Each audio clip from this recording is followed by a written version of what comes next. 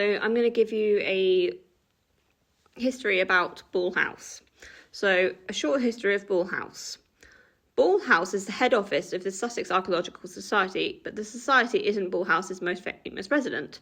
That accolade belongs to Thomas Paine, author of The Rights of Man, who lived at Ball House from 1768 to 1774. So the timeline of Ball House. So 15th century, Ball House was built. Late 17th century, Ball House was divided in two. 1768, Thomas Paine moved into Ball House. Early 1920s, Ball House was purchased and restored by John Every. 1936, Ball House gifted to the Sussex Archaeological Society. And the 1990s, Ball House becomes the Society's head office. So, Ball House is located at the western end of the High Street in Lewes, adjoining the town's west gate. Ball House is a substantial timber-framed property dating from the 15th century. The property has had many owners and tenants during its 600-year history. Each has made their mark on the property, which has alterations dating from the 17th to 19th century. In the late 17th century, the building was purchased by Rev. Thomas Bernard, a Unitarian minister. At this point, the building was permanently divided in two. The front half remains Ball House and the rear portion became Westgate Chapel. So, Tom Paine House. Ball House has been known by many names over the years.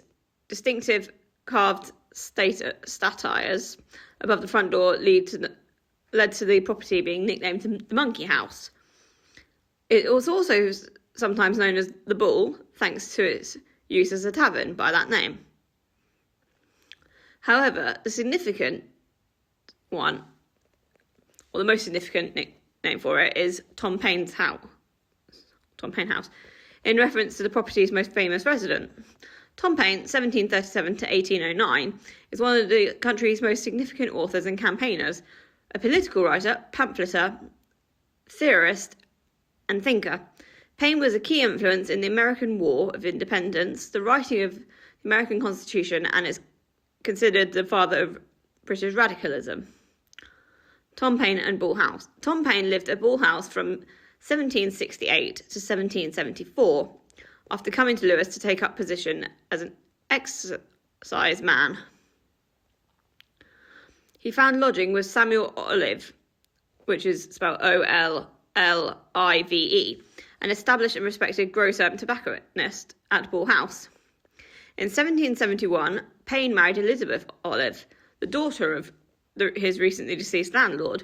Thomas and Elizabeth took on Samuel's tobacco and grocery business. As Thomas settled into life in Lewes, he continued working not only as an exercise man and a shopkeeper, but became increasingly involved in civic life as a juryman and vestryman.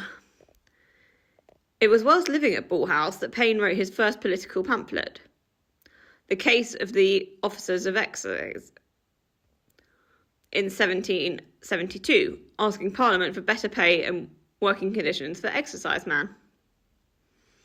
Paine was also an ardent debater at the Headstrong Club in Lewes.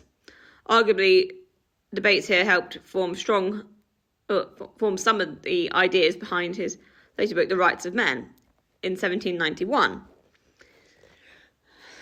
Ball House gifted. So in the early 1920s, Lewes Iron founder John Every acquired Ball House. By this time, the property required considerable repair, and he embarked on a thorough restoration project.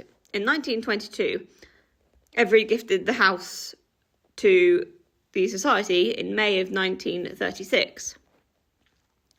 Today, Ball House is currently the head office of the Sussex Archaeological Society.